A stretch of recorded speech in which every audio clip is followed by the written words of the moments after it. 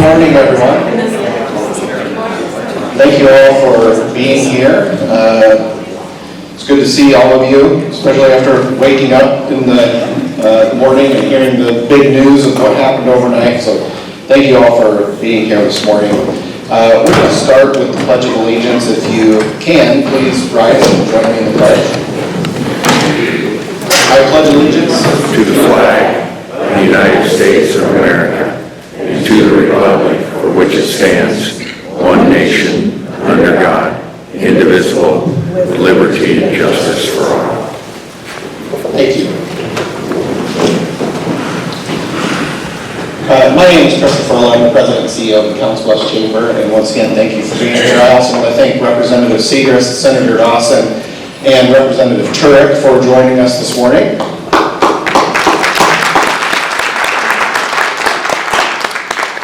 Representative Winchell called me last night. He has a competing forum like this in Harrison County, and he hopes to be here at the next legislative coffee that we host here on March 14th. I want to thank our sponsors who provide the financial resources to pay for the facility and sponsor the refreshments this morning. Our sponsors are Google and Advanced Southwest Iowa Corporation, so thank them for their support. I also want to thank the school district for hosting us in the facility and helping us get everything set up this morning. There are question cards right up here. Feel free to come down at any time, grab a card, submit the card, and we hope to get all of the questions answered this morning. And if we don't, I will make sure that we get to a wide variety of topics just to make sure that we provide information on topics that are relevant and important to all of you. To ensure that the forum remains productive and to ensure that we can continue to offer these events throughout the legislative session, I just ask that everyone be courteous and respectful and remind you all that the people in this room, including our elected officials, are fellow community members and our neighbors. So we will start with brief introductions. The last session, all of the representatives introduced themselves and the districts they served in. Since then, and the committees they serve on. Since then, we've passed the first funnel deadline, so there's been a lot of activity, and I suppose it might be relevant for all of you to provide an update on significant happenings in the committees that you serve on, or just anything that you think is important for the audience to know. So we'll start with some introductions, and then we'll get into the question cards, and we'll save a little bit of time at the end for all of you to interact with the legislators one-on-one. I like to make sure that we have some time for that, just in case there's a question you didn't feel comfortable asking in the forum, or if you just want to have a conversation. So we'll go ahead and start with you, Representative Turek. And no time limits or anything, but I'll let you use your discretion. Brevity is important. Flip it up. Yeah. Flip it up. Otherwise, I've got enough of them before it's like. That sounds worse, doesn't it? Yeah. Good? Okay. Hello, everyone. Representative Josh Turek. Sounds terrible. I can just go and just yell, too. How's that? Oh, yeah, that's much better. We'll switch. Representative Josh Turek. First, sorry I missed you guys last time.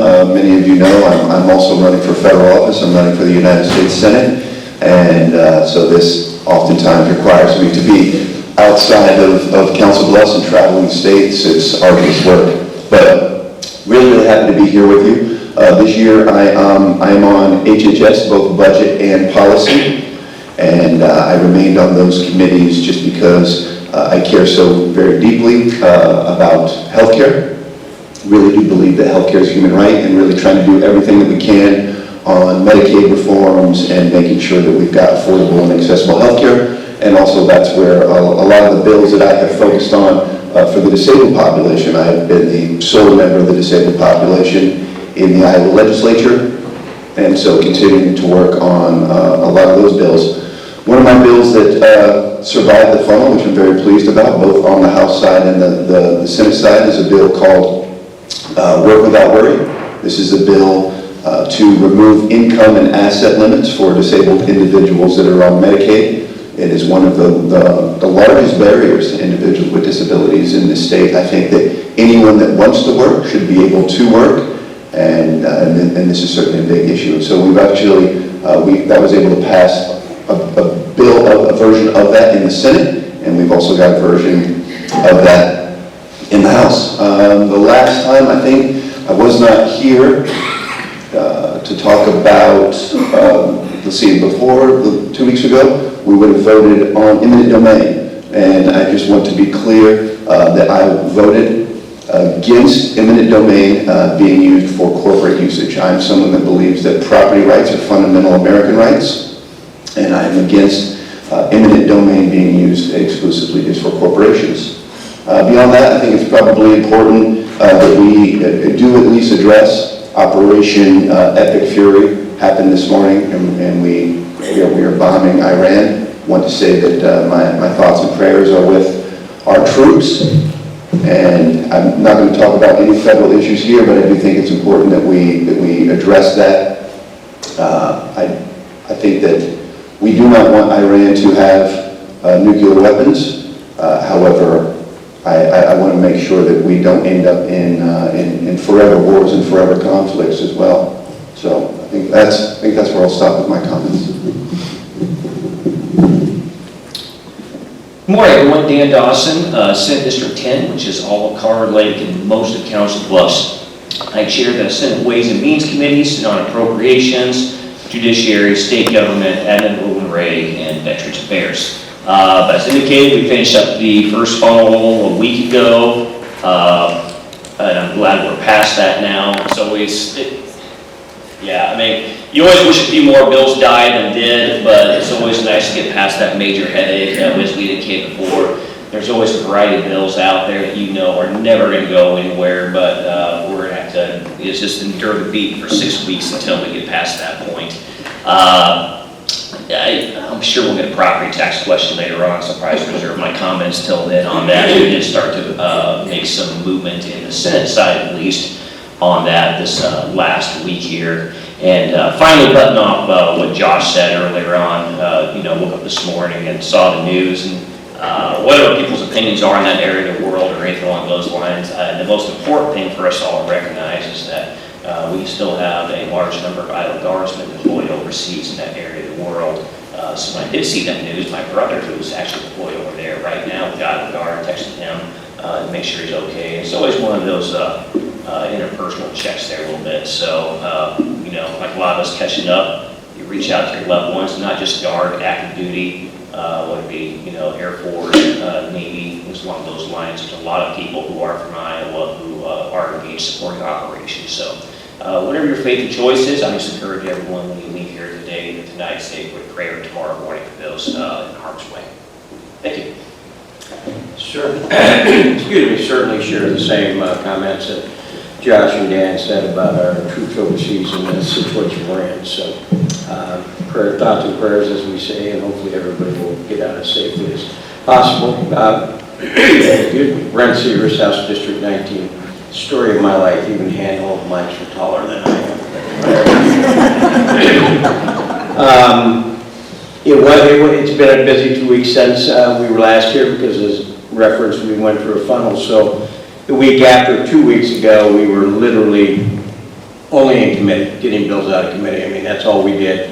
Hardly any debate. Then this last week, hardly any committee meetings, and a lot of debate trying to move the bills because we have a second funnel coming up, I think in 3 weeks, I'm not sure, I'd have to look it up, where House bills or Senate bills have to be out of committee, past that one chamber and into the other chamber, and that has to be out of the committee or they're dead also. So what this week was to take a lot of, and on the House side, a lot of House bills, we passed about 40 different bills, sent them to the Senate so that they have time to hopefully get it out of committee if they're going to move it and keep them alive. So next week we'll be doing more of the same, trying to move bills out of the House to give the Senate enough time to work on them in committee and vice versa. Nothing extraordinarily major this week, but in terms of the bills we passed, just a couple of examples of what what we do. I had a bill just about public notices for meetings and clarifying where a governmental entity has to have the same conspicuous spot to post the agendas, that they have to put it on the internet. If they're going to amend it, they have to inform people they're amending it. If they're going to cancel the meeting, they have to put it on the internet and inform people they're going to do that, just to have more public transparency. So, an important bill, but not a big bill. We also passed a bill. We have some child care assistance money. Child care is a huge issue in Iowa, and particularly in rural Iowa. And we had started, and Josh knows more about this stuff than I do, we had started a pilot program to help child care workers get some financial assistance because childcare workers aren't paid very much, but they're extremely important in the workforce. And we expanded that funding source to include childcare workers to be able to get the childcare assistance if they work at least 32 hours a week, if they have kids in childcare also, so that they can continue to be able to do that job, help other people out, but also be able to financially make it. So it runs the gamut of things that we do, and I'm sure there'll be some questions about the specific issues, but we'll be back at it. The bills this week seem to be reasonable. Next week I see a couple of them that I really don't like, so we'll see how those all go. Last thing I would say, just some of the way we do things, I can't speak for the Senate, but I believe it's true of the minority party of the House too. Whenever we have a daily debate calendar, you can find it online if you want to know what we're debating the day before. We call it the blue sheet because it's always printed on blue. It's a list of bills that we plan on debating if we can, if we get through. So both parties go to caucus and we go through each and every bill, which is exhaustingly boring, generally. But in caucus this week, for example, we took down 2 bills, and I helped take down one of them. In our caucus, we're like, well, that's not a very smart idea, or whatever it may be. So this process of getting 2,500 bills in the House down to maybe a couple hundred at the end we pass, that's another part of the process. We go in, we talk about every bill, we make decisions whether we have the votes to move on or not. Some of them we just take out, and then we go to the floor and pass them. So if you're ever curious about what we're going to do, you can find that document on the website for the legislature, and it'll tell you what we're doing, plan to do the next day. So with that, look forward to the questions. I'll see if I can get this microphone to work. Representative Turk discussed this topic briefly in his opening comments, and we have a question on House File 2104 related to eminent domain. This is, did I mention this is from Tom?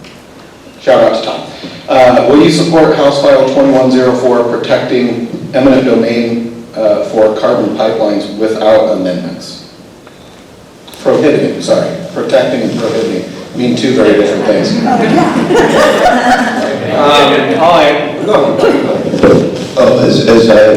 As I mentioned initially in my comments, I've been very, very clear and outspoken about this.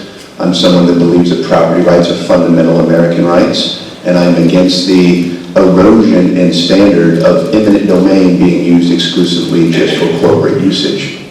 And I think it's a different standard between a carbon pipeline and a road, which is clearly a public benefit. And so I'm going to continue to be very outspoken and vocal in my support for property rights. And I will continue to vote against any sort of eminent domain being used for exclusively corporate usage. Wherever Tom's at, if that bill would have come up a few years ago, I would have said yes, but the answer now is no.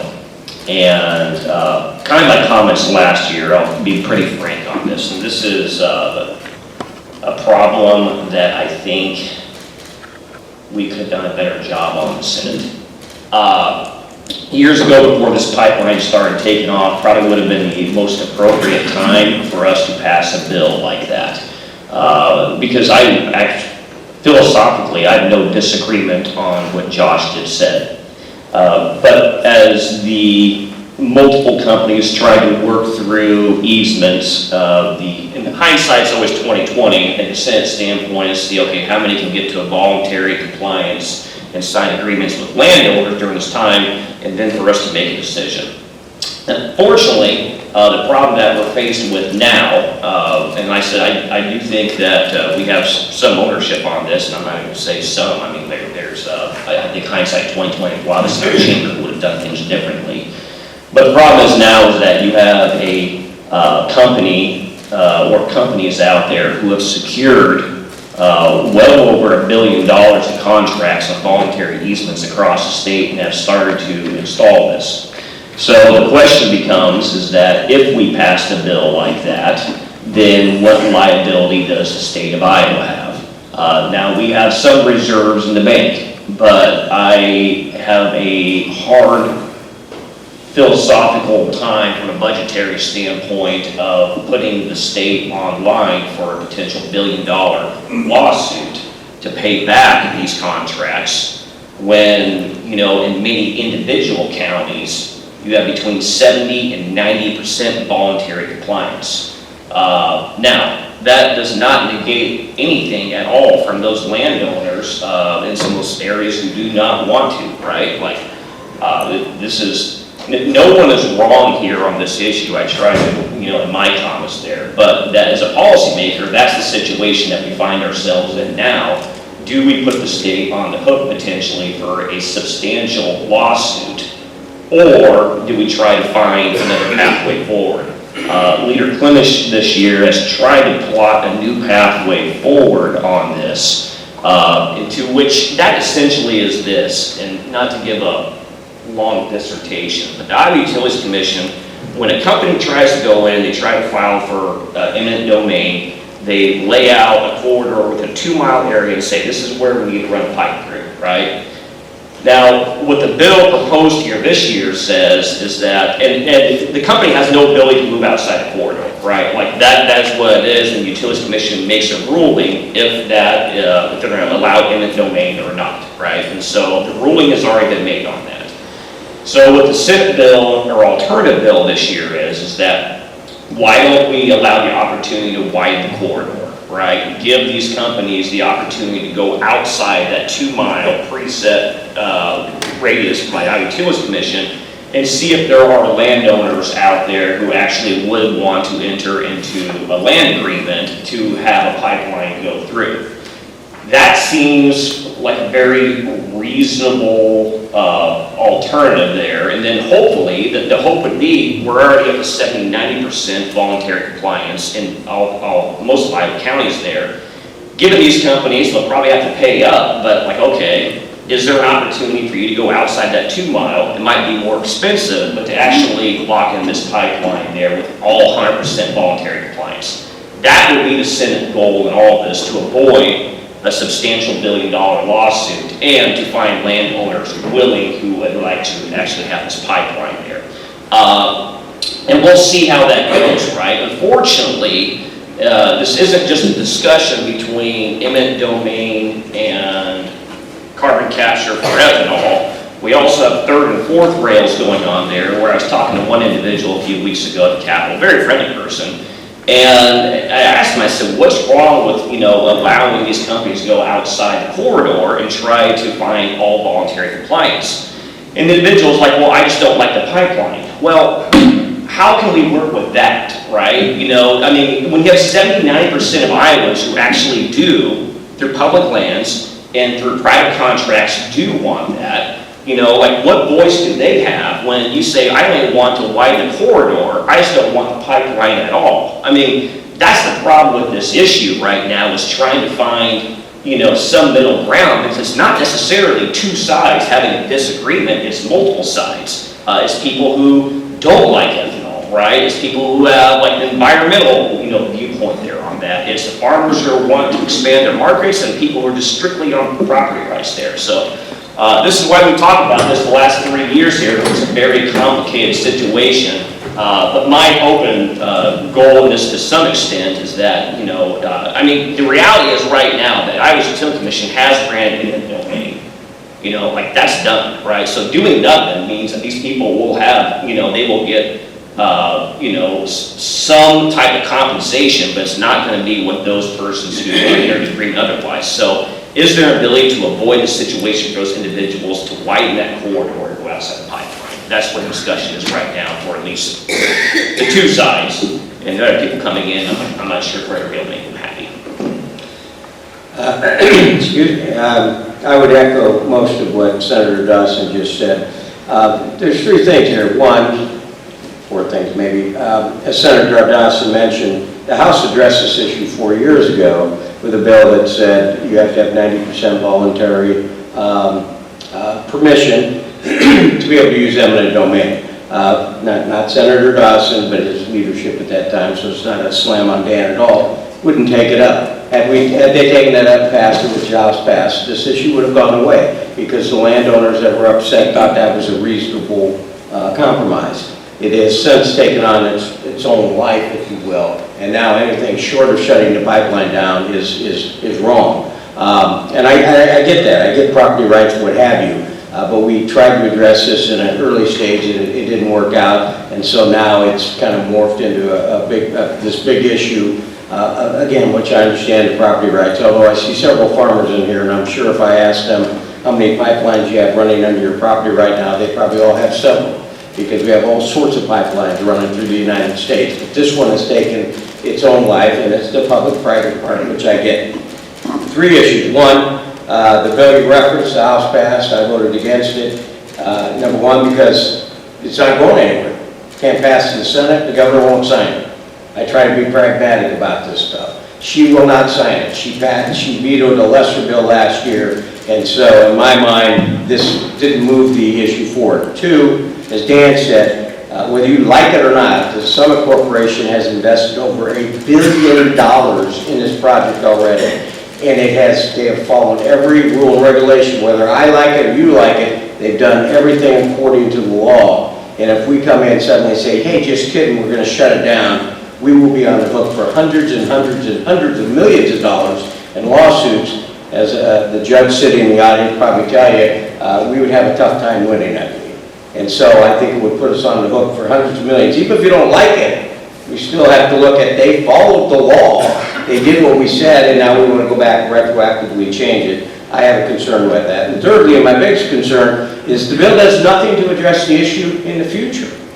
If we're going to pass something, let's pass something and lay out specific parameters of eminent domain. And there are some now with public, private, but depending on the court case. It just didn't address anything in the future. And if we're going to pass this bill, I'd like to see us look into the future and try to delineate as best we can when and when you cannot, and try to really get it constitutionally sound. But what the Senate wants to do to allow a little deviation on the pipeline area and so on makes some sense to me. And again, lastly, there are people in my caucus that hate the pipeline, as Dan just said. It's not necessarily property rights anymore as much as we hate the pipeline. It's the climate hoax. It's all these other things. Why are we listening to that? The fact of the matter is, whether you like it or not, carbon sequestration and carbon is a big national issue, and it's coming out of Washington, D.C. And there is a whole industry out there, sustainable aviation fuel, which has to be rid of the carbon, that the feds have done, and they put all this federal tax credits into it. And we may not like that, but it's not going away. Even with the Republicans in the trifecta in Washington, D.C., with President Trump, they didn't change it. So we got to deal with what the reality is. The reality is we have to, if we want to be competitive in the modern world, and we want to be competitive across the United States, we have to figure out what to do with the carbon. Whether you like it or not, we've got to figure out what to do with it. So Sire, just down here, South Council Bluffs, they're sending it to Nebraska. They're going to be able to compete in the world. Again, whether you like it or not, and I get the property rights thing, I think eminent domain it should hardly ever be used, but this issue has morphed into something right now where I don't see how we can go back, and we need to look to the future and see if we can make changes that will help us address this issue if it comes up and when it comes up again. I actually want to double down on what both of you have said, is without a doubt, with what we have with the federal fuel standards, the 45Z fuel standards, Iowa has by far the most to gain or lose by this ethanol. So I want to be clear, I'm not anti-pipeline. I'm anti-eminent domain being used exclusively for corporate usage. I've actually been saying for 3 years that the solution to this problem is an expansion of the corridor. Let's expand that corridor 10, 20 miles. The pipeline may end up looking a little bit like a snake, but I think that is the solution to the problem. And I think that you would have enough landowners then that would sign on. That is my distinction on that. You shouldn't have a situation where, especially in a state that is already dead last for economic growth, where we're putting impediments and restrictions in place to have any future projects. We're not looking at that. I fundamentally believe that property rights are American rights. So the solution to this problem actually is, I think, Senator Klimish's solution to this, which is an expansion of the corridor. I am fundamentally in favor of that. And I was gonna say, button up what Josh said, coming back to Brett here, like, I think there's probably a lot of overlap here in all these viewpoints, is, it just, the most frustrating part of this whole thing, you know, it's like the ball is always moving, right? And this is nothing against the House bill I offered a few years ago, but on the 90%, well, that was a Farm Bureau bill, right? The Farm Bureau brought that there, and, you know, so the question was then at that point in time, well, why is it, you know, and we have private property rights up until 90%, and then after that, we don't have private property rights anymore, right? Like, explain the intellectual connectivity there. Not saying it's right or wrong, but that was one of those things, and there's always a concern, like, okay, are you setting a legal standard there that, you know, those people, once you get to like 88, 89%, those people right there are gonna try to bid up that last minute contracts, and becomes like a little bit of legal wrangling, right? Which is kind of why, and again, hindsight 2020, I think the Senate should have approached this entirely different 4 years ago. So that's nothing against the House at all or anything like that, but that's, you know, but now this thing is more to just what Brent said. It's not even an intellectual disagreement on property rights for, you know, for the CO2 pipeline versus opening markets. It is like the second rail up here where you have people who are, you know, yes, to use Brent's term on the client hoax, fighting against the environmentalists who hate ethanol. And like that's this whole war over there that you can't even get anyone to come to the table to get back to the original side of the issue as to what are we going to do with this thing, right? You know, it's like when you start, it's eminent domain is actually some of an easier philosophical thing to wrap your head around there. But when we're talking about, well, you know, the federal credits and this thing is a hoax to begin with, and this is how we fight the federal government. And you get there people on the side like, you know, ethanol is going to destroy the state of Iowa and blah, blah, blah, blah. It's like, oh my gosh, like, can we get back to governing here in the state? So I know everyone has a lot of hard and very, you know, like they have opinions from where they are. But I think the core issue of where this thing started off a few years ago is if we can focus on that, we can hopefully try to find some type of resolution there. But I just would advise everyone who reads the online rhetoric from a variety of places out there. When you see, you know, this whole private property rights banner out there, a lot of that from what I've seen, particularly in the last year, I think they're being very coy with their motto in some of these blogs and forums out there, because it's not about the summit issue. It's about climate hoax versus environmentalists trying to kill the ethanol industry. So, all right, now I'm done. This is why we dealt with this for 4 years. It's a lot. This next question is from Patricia Fuller regarding House File 2580. We touched on this briefly at the last legislative forum. Over half of Iowa counties have passed ordinances that don't allow landowners to benefit from renewable energy. Will you support this bill that sets statewide rules for siting renewable energy projects? I'm familiar with the bill. I don't think it's going to move, is what I'm hearing. But what it does, I believe, because it didn't come through my committee, it hasn't come up yet as a bill we're going to debate. So I'll be honest, I haven't read through it to make sure everything. But it sets up some parameters in terms of setting up some statewide regulations or standards of what you'd have to do for wind farms or solar farms, siting how far away you have to be from a homestead or what have you. And that causes some concerns because it's a top-down issue and you have counties that have different varying views on it. And so part of it, I think, and again, I'm being told I don't think it's going to move, so for whatever that's worth, is that you have 99 counties with boards of supervisors and they're making all sorts of decisions, and that's fine. But some of them are making some decisions that maybe aren't as nuanced as they should be. And so what the bill's attempting to do is say, hey, if you're going to do this, then you have to have the siting a certain distance away, rather than just saying it can't be more than 10 feet or something like that. So if you ask what I think of the bill, I'm not sure I would support it or not. I haven't looked into it enough. I don't think it's going to move, and I do think generally having local control is a good thing. The problem we face sometimes at the legislative level is when you get a patchwork of regulations on different issues like energy, alternative energy, it sends a message nationally sometimes that Iowa isn't open for business because you have to go through this network of all these different regulations rather than one statewide type of regulation. So don't think the bill's going to move. I think there's some good thought behind it, but generally speaking, we'll probably leave it in the hands of the county.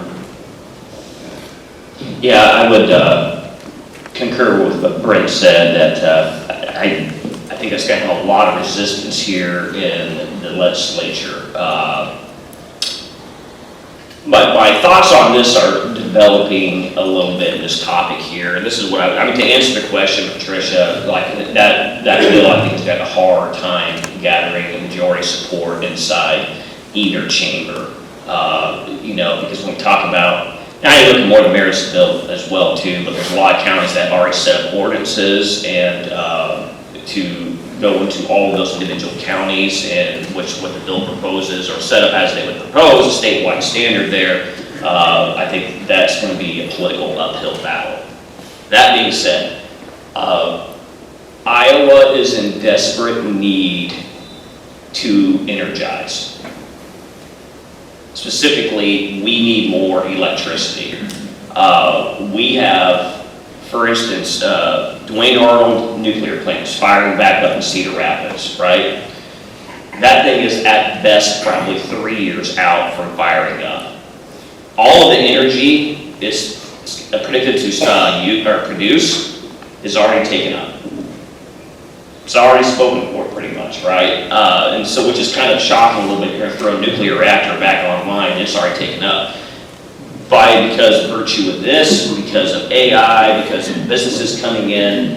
And this is not just an Iowa problem, it's a national problem as well too, right? And I do think, for us to be competitive and hopefully even get an edge as a state, we are going to need to rethink the way our current Iowa Utilities Commission, as well as how we provide natural gas and electricity here in the state from what we have right now. I'm not here today to say that we need to blow up the current structure we have here in the state, but I also don't think too the current structure that we have here in the state, regulatory structure, is going to be conducive to Iowa being able to maintain stay ahead. Because if we have a larger manufacturer coming here to this state, one of the top 5 questions they're going to ask is how much energy can we gather off the grid? If we can't provide it, they're not coming. And that's a serious problem that we're going to face. I mean, it's here right now. It's only going to exponentially grow here in the next few years. We have one bill in the Senate right now in Ways and Means Committee, and I think one in the House too, where we're trying to at least look on the nuclear aspect of, are there certain tax structures out there that might make it more desirable for your mid-AMs, your Nexteras, your Alliance, to do your small modular nuclear here at each of our power plants to help provide some more energy, right? Like, these are things we're actively thinking through here right now as to how do we electrify the state. But to your point on, or to the question on statewide standard, there might be some validity there on, solar and some of these other things, but I think for all renewable fuel energies, that is going to be a little problematic. Yeah, I can't believe that. I'm going to say they agree with Senator Dawson here. Look, we really are. We're in a rough spot here in Iowa right now. We are dead last for economic growth. We're one of 2 states already in economic decline. Our energy is already spoken for, especially as we're seeing more and more data centers coming around. We really need to not have any additional impediments or unnecessary regulations or bureaucracies in place. I've been pretty adamant and vocal supporter of local control in many areas. However, when it comes to energy projects in particular, I think having a patchwork of 99 different standards actually is a little bit troublesome, and I think it can really put some serious impediments in place for future development. Iowa has been one of the leaders when it comes to renewable energy. We have the second most amount of renewable energy behind only Texas. About 38% of our grid is renewable energy. And I think when it comes to windmills or certainly talking about nuclear power, I think that Iowa, this is an area where we can actually see some significant growth and have significant projects. And so I don't think that we want to see a situation where we put any of this unnecessary regulation or bureaucracy or distinction in standards in place on this. And so I would be for a more statewide standard when it would come to renewable energy in these large projects statewide for solar and wind. One more quick story here. I just heard this yesterday, just to give people perspective as to the discussions that will go forward long after we're out of office. Just yesterday, I heard there was a different state where Microsoft went in and they signed a contract for basically locking in for a 10-year period with a power generation entity out there. I'm not sure which one it was. But it was essentially, they were signing in for a 10-year contract for $125 a kilowatt, right? In that area right there, the current going rate, I think, was something along like $50.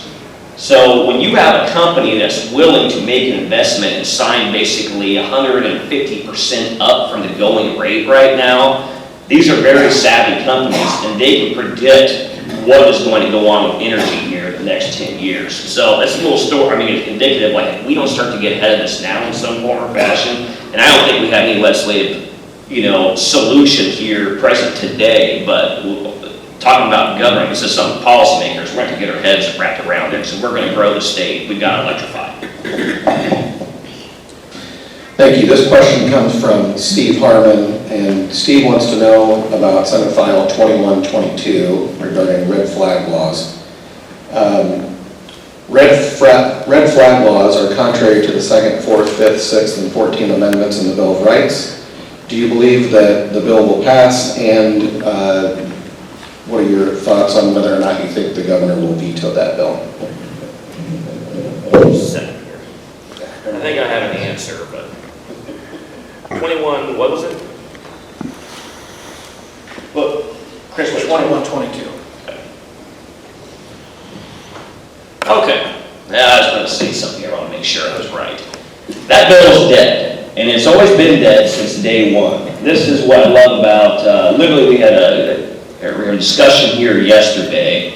As soon as it was filed, it was dead. But you have some entities out there that love to fundraise off dead things. It's funny, I just saw a mailer yesterday saying that that the Iowa Senate, has and I'm paraphrasing, but it's pretty close to accurate. Red flag law there, it's already been assigned to subcommittee. There's big red letters on the outside of the mailer. And of course, I'm sure there's a donation card on the inside there, right, as well, too. And I'm like, what the heck bill do we have going on here right now? Well, the rule of the Iowa Senate is that when a bill gets filed, it has to be assigned to subcommittee. But the subcommittees oftentimes don't move. So when the bill was filed, it got assigned to subcommittee 2 days later, and it's been dead, and here we are starting March now, and we passed the funnel. It's not going anywhere, right? So just one of the frustrations I have out there is to how some groups, and I get it, everyone, you gotta keep people riled up. That's our modern day politics here right now. But it was dead on day one, it's still dead, and it's gonna be dead. If you want to send them, if anyone wants to send them, donation, fine and dandy, but please don't think that donation is going to stop this runaway bill that's going right now, because it ain't moved since day one it got filed. So, anyways, that's kind of our frustration a lot of times when people try to create controversy on stuff that isn't there, and it's a financial motive. Just to back that up, and I have no idea what the bill does, because like Dan said, but the group that's doing is Gun Owners of Iowa. They are absolutely a pathetic group. Anything their name's on will be dead because of the people that run it and the way they play the politics. It's despicable. It's dead. If you want laws like that, you're going to have to work with a reputable gun owners group in the state. They are not that. Now they'll probably run ads against you, but I don't care. Steve, does that, pretty definitive, but does that answer your question? Just want to make sure that there's a follow-up. Thank you so much. Okay. Just to be very clear, I got it. It says massive red flag gun seizure bill filed in Des Moines. Senate File 2122 has already been assigned to a subcommittee. And it goes on to, we must be sure to stop the blah, blah, blah. So that's noted front outside letter there. So, and it's like, I come here to board, so I'm like, man, this is news to me when someone gets asking about a bill, I gotta research it. But I'm like, how the hell did we pass the first fall and this thing snuck through? It's like, literally the guy who signed it to himself was probably one of the biggest 2A defenders in the entire Iowa Senate. It's just something else sometimes, so, but there. Thank you. Yeah. Okay, we have several questions. Can you all hear me? Yes. Yeah. We have several questions on a few different bills related to public libraries. So I'll start with House File 2434. We have questions from Angela and from Cindy Keithley on this bill. What are your thoughts on dissolving the ability of students receiving limited library cards using their student IDs? This may also remove programs like visiting authors, story times, and digital resources and databases that have been deemed appropriate by the state. Okay. I haven't looked at that specific bills. There's 4 or 5 bills out there that people are all cranked up about libraries and what have you. It's always, and so I'm not sure, there may be a bill in the end, but I'm not sure exactly what it'll encompass. One of them said, no more bookmobiles. Well, that's stupid. I mean, we need bookmobiles, there's no problem with that. I think there's some parental responsibility there. I mean, we always talk out of both sides of our mouth, and I do it too. It's like, well, we need parental responsibility over here, but over here, no, we just got to deny it so that, the kids are safe. Well, the parent's supposed to protect their child. There may be some things that come out of this that could be reasonable. I think it's probably remains to be seen exactly where we're going to go, but to say we're not going to have bookmobiles, to say we're not going to partner with public libraries, things like that, there could be some unintended consequences there. I'm not going to be in support of that. If there's something in between that perhaps lets a parent have a little more information about what their kid may or may not be reading, that may be okay. I'll have to wait and see how it's worded. But we have people that would take out any book that had, sexual scenes in it. Well, that's over the top. That's just over the top. So that specific bill, we haven't, in the Republican caucus in the House, there's some people pretty cranked up about it, but a majority of us probably think we got to tread into this very, very carefully. We've already done some things in the past years as it relates to books in school libraries that perhaps shouldn't be there. Public libraries is a whole other animal, and we have to tread very, very carefully. So we may or may not have a bill when this all gets done. Not sure what it'll entail. So maybe before we move on, because there are questions about a few other bills, and you guys work on omnibus comprehensive bills, I'll ask an omnibus question here and include House File 2622. Cindy asks about this bill would have city councils control libraries. Do you support this? Do city councils really want this? And then we have another question regarding a Senate File 2119 that would allow for actual jail time for school librarians based on material in their libraries. No. So I'll go first. No. And I also always hesitate, with all due respect to my council members, I see one here in the front, giving them more power over things such as public libraries. I think we have, I believe, appointed commissions and so on. I think that's appropriate. But again, the problem you run into legislatively is there's 100 House districts, 50 Senate districts, and what we're talking about here is probably way different than they're talking about in Iowa City today. I mean, there's different areas of the state that think differently. We fall into the trap and the rabbit hole too often is saying we want to do these things, such as maybe have the city council control public library board because we don't like what we're doing in Sioux Center, Iowa. But at the same time, I say, what do you think they might do in Iowa City? You wouldn't like that at all, just given, the differences of personalities and political perception. So I think we have to tread very carefully there. To say we're going to arrest librarians is ridiculous, and I don't know why we would move away from the system that we have. Again, there may be a few things we need to do to make sure that we're looking at what's in the libraries and are not quickly available to an 11-year-old kid, but it's a public library, and the word public means something.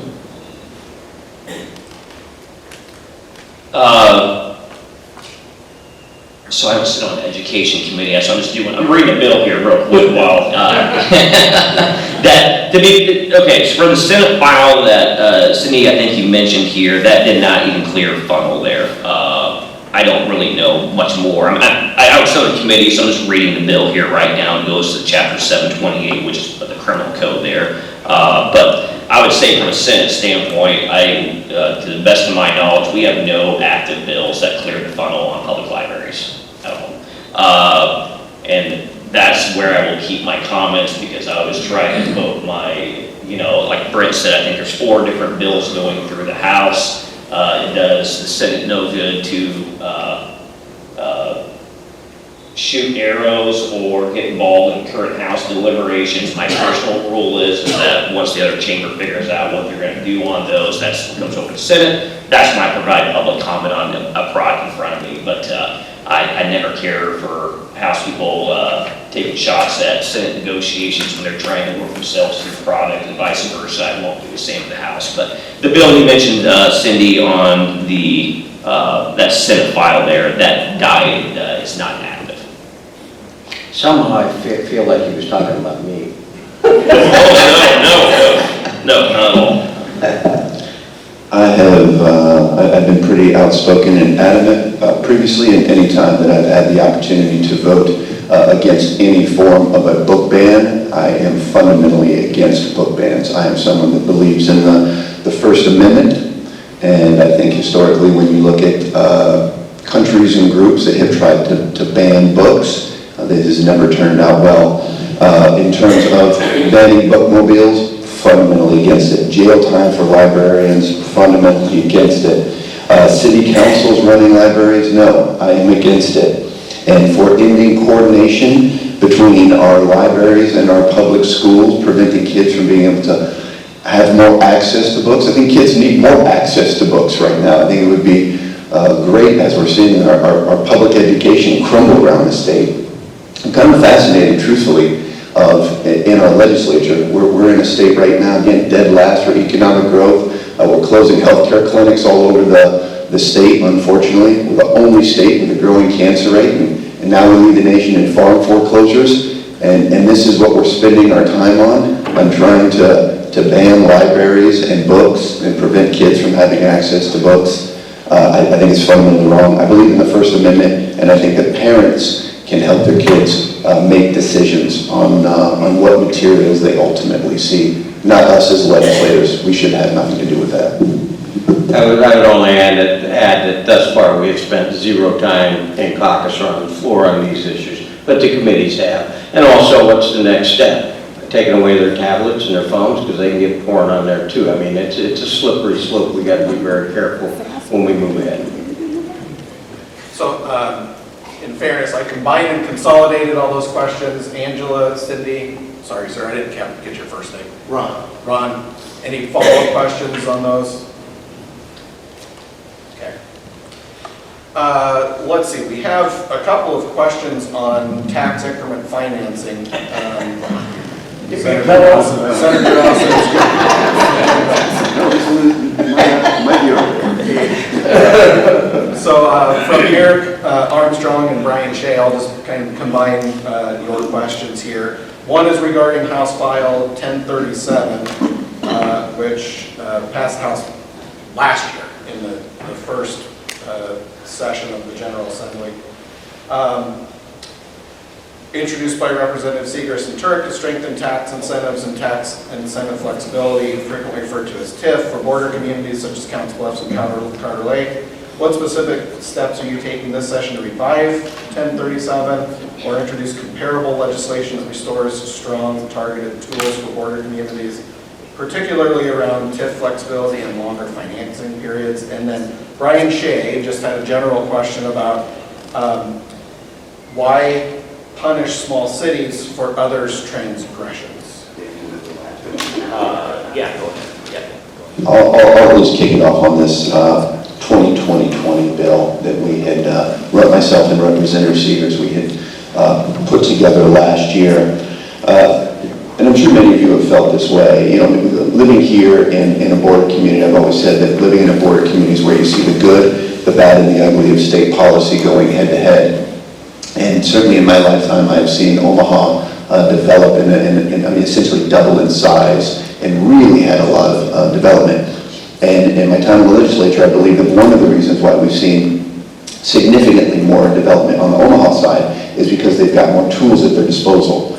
They have certainly better TIF policies, better on tax abatements. They have land banks. We do not have them here. They have sewer investment districts where you have the city and the state actually help with some of this development. And we've got real, not only going head to head creates an issue for us. I mean, we've got a real housing issue here. And we don't have enough housing. And it's hard when you're going head to head with another state when they've got more tools at their disposal. So the bill that we put together, 2020, and it would basically allow, right now here in Iowa for TIF, you're only allowed a 10-year TIF, tax increment financing. This would move it to 20 years. This would, currently the standards on a TIF for low and moderate income housing is directly related to the poverty rate in your county, which for us would be nearly 50%. Well, that almost kills any development bills right there. So it would actually cap that at 20%.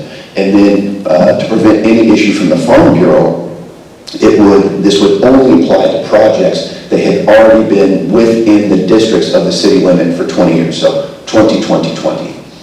We passed it unanimously through the House last year, and I think it would be a very, very good bill, and I would certainly love to see us make it through, even if we did one of two things. If we just, maybe not statewide, because I know that we've talked about it, you're against it being used statewide, but I think there's two ways we could do it. One would be that it would only apply to projects for border communities or projects within a 5 to 10 mile radius touching another state, because it's where it's going head to head with these other states where you're seeing this lack of development, not only on our side of the state, but certainly when these other, you know, like the Quad Cities, for example, they're going head to head, or going head to head with Minnesota. So I think that's one way, or we could run it just exclusively as a pilot project here that would only apply to our community. So I hope we're able to get across the finish line this year. So the question is what are they doing to move the bill forward, and then second, punishing small communities. Brian, I won't give you too much grief there on that, but okay. TIF is tax increment financing, and that is, let me first start by saying I think TIF is a very important tool, but let's be clear. TIF is created under a section of the code that's called urban renewal that was created back in the 70s. And it's one of those rare sections of code, there's actually a preamble that describes what urban renewal vision is back then. Now things changed, so we don't hold people to that or anything. But underneath urban renewal, we have tax increment financing, which is a financial program used to rehabilitate dilapidated areas of towns. That's what TIF is supposed to be, right? But if TIF was just at a local level and local impacts, I think that you would have, backing up here, I think that there are, it's one of those issues that I think it's a bipartisan viewpoint in the Senate that is distinctly different from a bipartisan viewpoint in the House, right? And I would say from a Senate standpoint, on both sides of the aisle, on unanimous votes, I've seen it on the floor and on committee, that the biggest issue for the Senate is the state liability that we are using to fund these projects. I don't think anyone out there has any issue, and so essentially what happens is that you create a TIF area and you capture on a certain percentage all the way up to 100%, all the property taxes that are paid in that area by those individuals, but you use it to pay for roads or sewers or some kind of developer fees, something along those lines, right? Got it, that makes sense. But the reality is that every TIF project or every development project out there in the state has no state oversight, okay? We don't necessarily need oversight, but the state is also paying upwards of $100 million right now, every year, on the school portion, because the schools are made whole, right? So all the school property taxes captured at these local levels, and that's basically between the local government and the developer agreement, the state is backfilling $100 million. Plus, the property tax replacement programs, additional money's on there too. You're well over $200 million every year on projects all across the state that not one of us has ever taken a vote on, right? Now, if it's just something to rehab a different area, that's fine, right? Like, I don't think people will be, as concerned about it. But I will tell you, like, when we are using TIF to build a professional national-sized soccer stadium in Des Moines, and then the state is going to be using school dollars for that, that's an issue.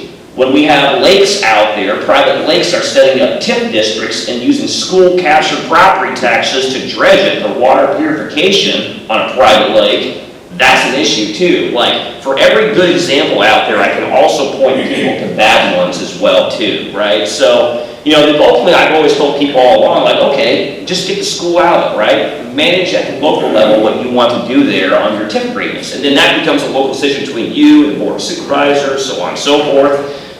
And a lot of developers out there, including some around here, would say we would never think about asking for the school portion on any TIF agreement. Wonderful.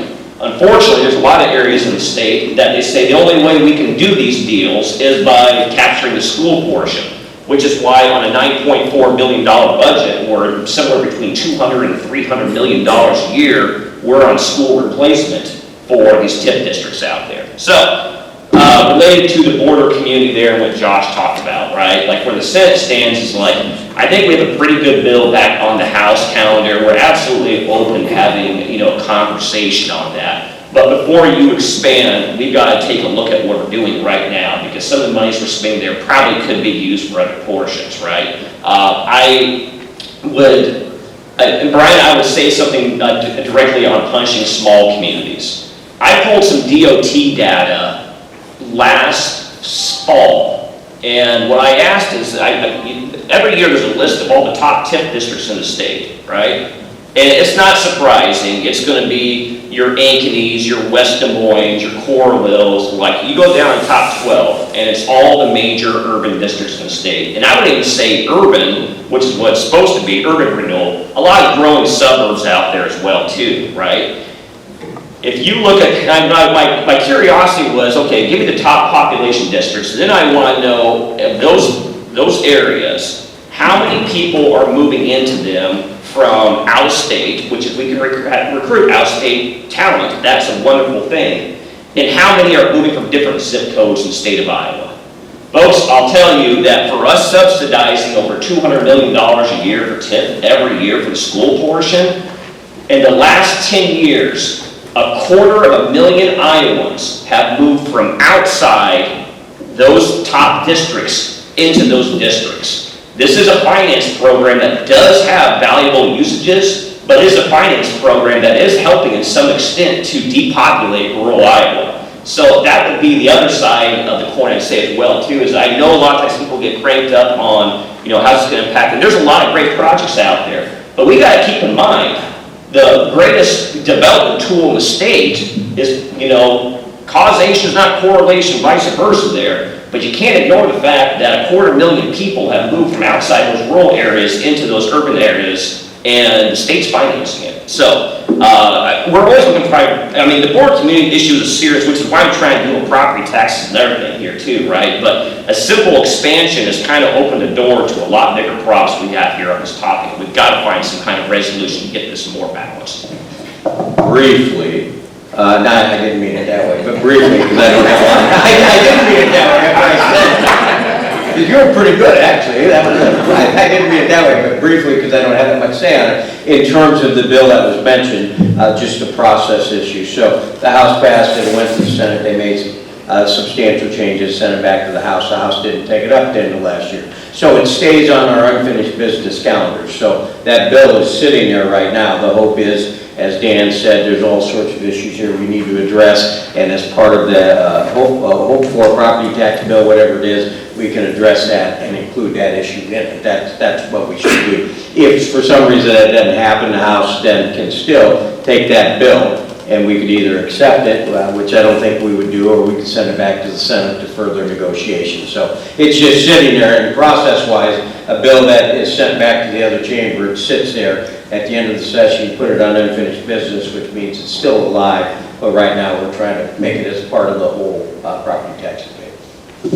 Dan, what are your thoughts on just Pilot project. Oh, that would just apply to, Yeah. for example, just Council Bluffs or Carter Lake? no, I've always been in favor of something along those lines there, but then you've always, as the caucus management aspect is when does Sioux City jump in, and when does Dubuque jump in, and when does Quad Cities jump in? It's like, how do you navigate? And maybe, that is something where no one has any big issues on there, but something like that, it always brings other people looking at trying to jump on to a pilot project and say, all right, how do you navigate those issues? We have a couple of questions. I don't have bill numbers for, but this is from Cole Button regarding IPERS. Is there an IPERS bill in the legislature now? Supporting our first responders is crucial. Can you speak on the IPERS bill for the protected class and where that bill is at currently?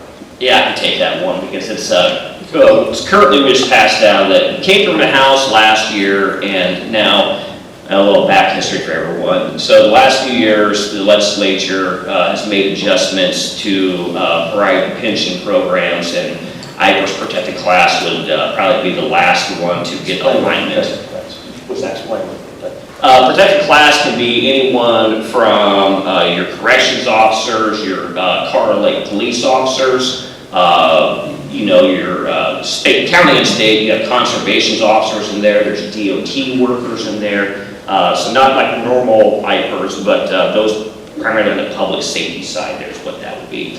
So that bill passed the House last year, and we just moved it out of committee this year. And I would imagine, I don't think there's going to be any resistance to getting it done, but there is a side conversation out there, and I'm just going to be very brief on that. The bill has a property tax implication, i.e. a property tax increase implication inside the bill, right? Also out there, when we're trying to talk about property, which is why we didn't move the bill last year, but, in two of the three property tax bills is a hard cap on property tax dollars collected, right? So I'm trying to air traffic control some of these issues, like, and that's not in the Senate bill, but in the House of Governors bill, they have hard caps in there.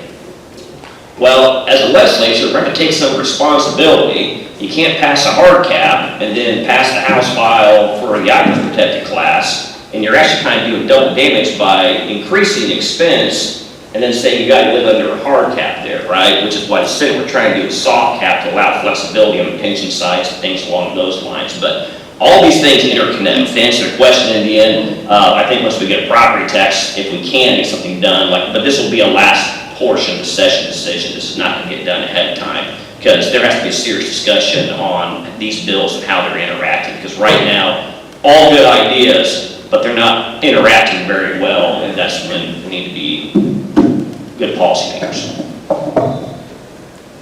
I would only add that it became an issue when the governor had her Doge committee, and isn't it interesting, I haven't seen any bills on that at all, but somebody in that committee said something about IPERS. Let's just make it very clear, despite what you hear, we will make no changes, period, to IPERS, period. That would be bad. And I guess if we wanted to raise the levels you get paid, that might be all right, but we're not going to do that either. Yeah, very briefly, I would just double down on that. I would not be in favor of any cuts whatsoever to IPERS in their system. I'd actually like to see expansion of individuals that would be covered.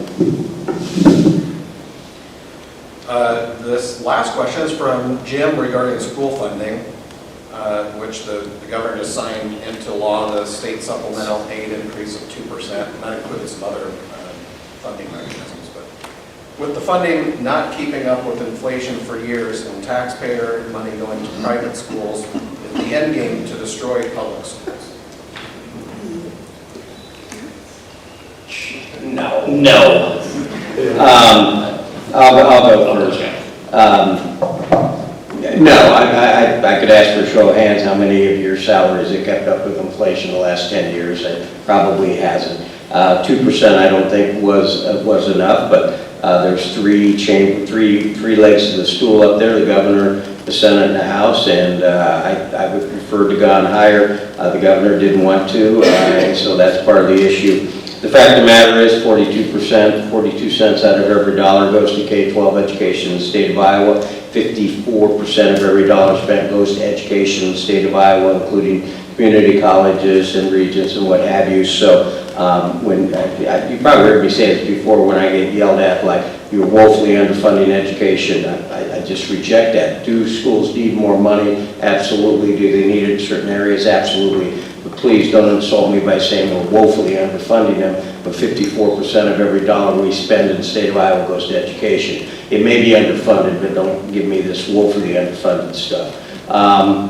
The $330 million that goes into the educational savings account, I get that. I didn't support that a couple of years ago. I'm still not on real good terms with the governor because of that, but I didn't think it was the right thing to do. Having said that, everybody keeps saying, oh, if we just added $330 million. Great. If we ended ESAs tomorrow at $330 million in the general fund budget, this much of it will go to K-12 education because there's needs all over the state. There's needs in all the areas, be it mental health or what have you. And so please don't say, well, the reason we're in trouble is because $330 million going to ESAs.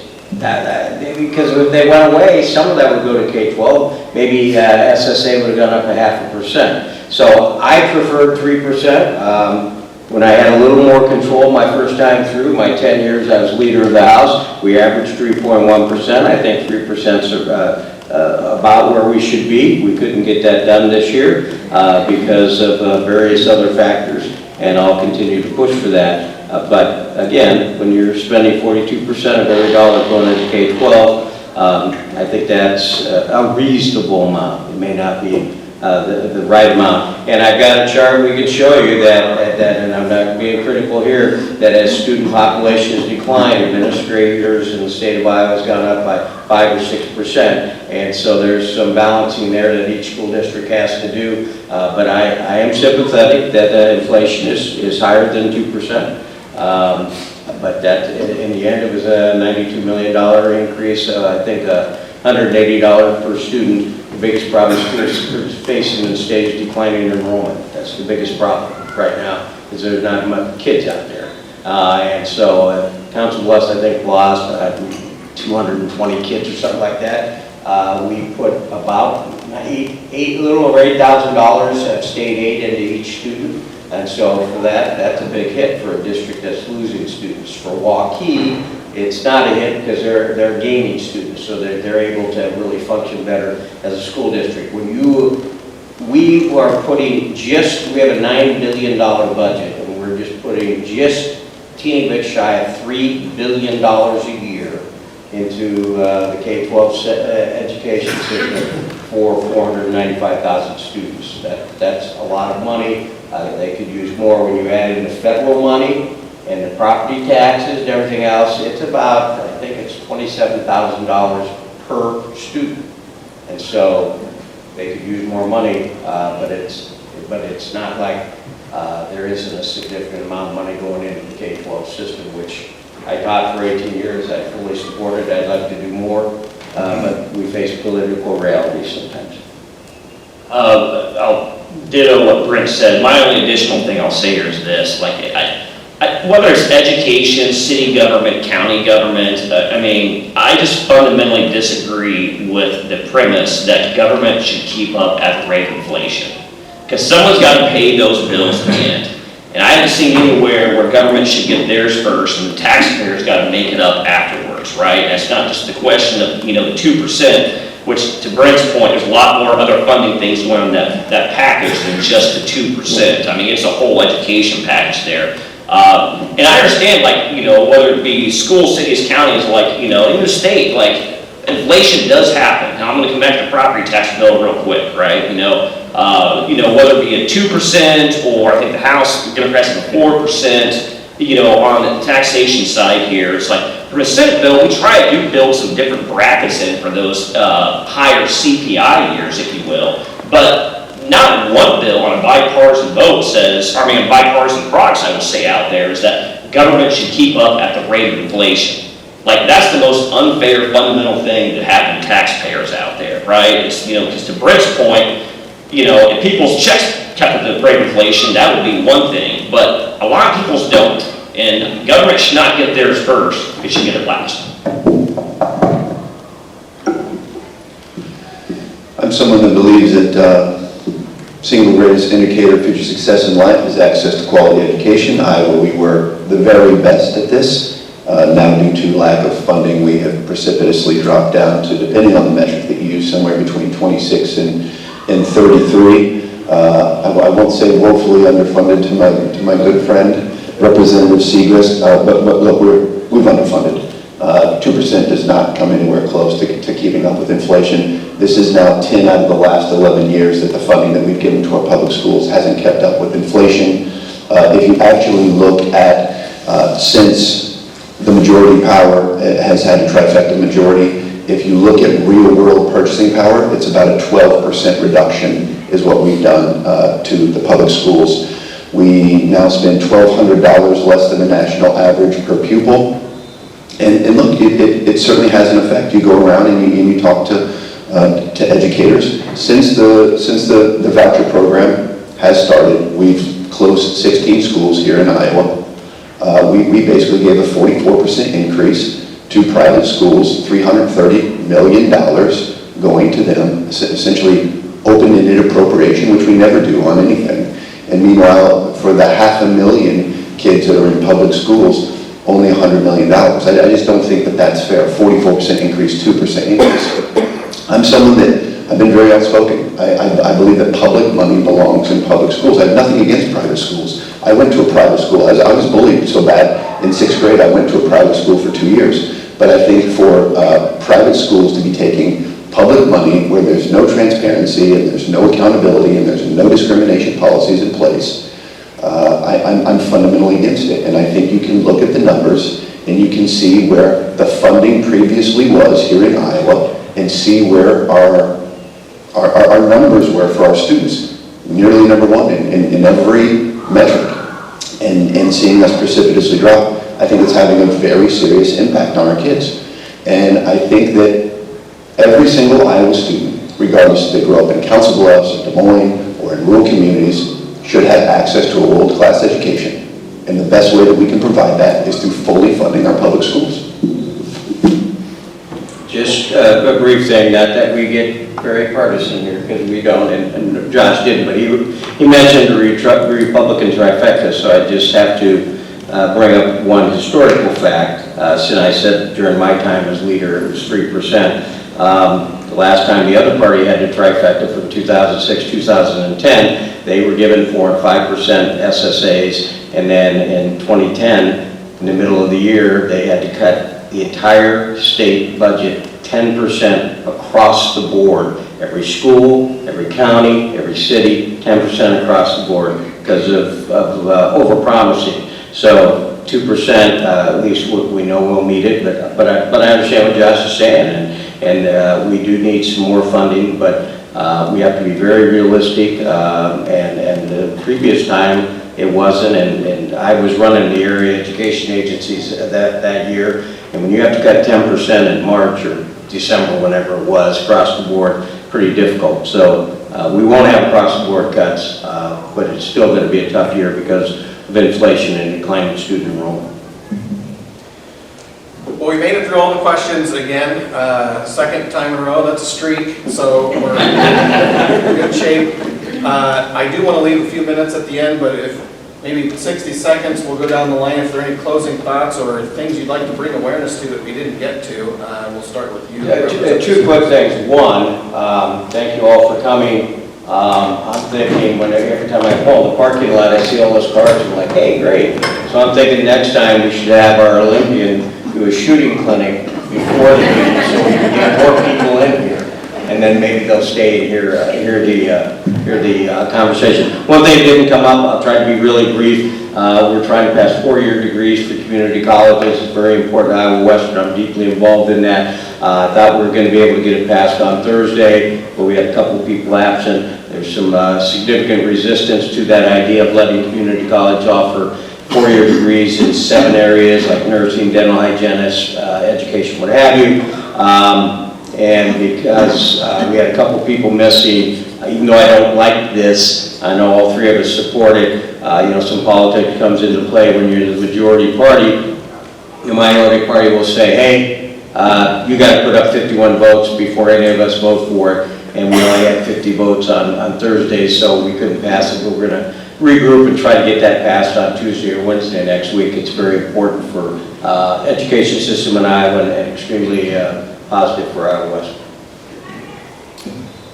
Not much. Great day today. Weather's going to get a little cold again, so try to get outside and enjoy what you can with the sun. We started working through some property tax product last week with the governor's bill. We now move on to the Senate bill this week, and the discussion will start to heat up on that. But everyone have a great week, and thank you for coming out. Yeah, but first of all, thanks everyone for coming out. Really is important. Never doubt how much citizen engagement actually makes a difference. There has, in my time in the legislature, I have even seen bills that we have been able to change or modify or kill or pass just due to individuals showing up, sending us emails, calling us, showing up to the Capitol. So never doubt how much your voice makes a huge impact. And so continue to voice the concerns for the issues that you care about. Continue to email us, show up to the Capitol, talk to us, show up in engagements like this. This is the beauty of democracy. So genuinely thank you for coming out and spending a little bit of your Saturday with us. And to stay with Representative Seaver said, yes, I am in support of Iowa Western and us having a 4-year degree. I actually think that one of the big barriers that we have is that education is becoming too expensive, and I think that this is one of the best ways for us to be able to address it, and I look forward to supporting that bill on Monday when we have 51 votes. Tuesday. Thank you all for coming today. And thank you to our representatives for being here this morning. We had some good conversation around, as a reminder that there's a lot of issues you're tackling that are complex and complicated, and we got some really good insight into how thoughtful the process needs to be in order to pass good legislation for the state of Iowa. So thank you all for being here. Our next legislative coffee will be here at 9 o'clock, same time, on March 14th. That will be about a week before the second funnel deadline. So expect to get some good updates from our representatives, and hope you all have a great day.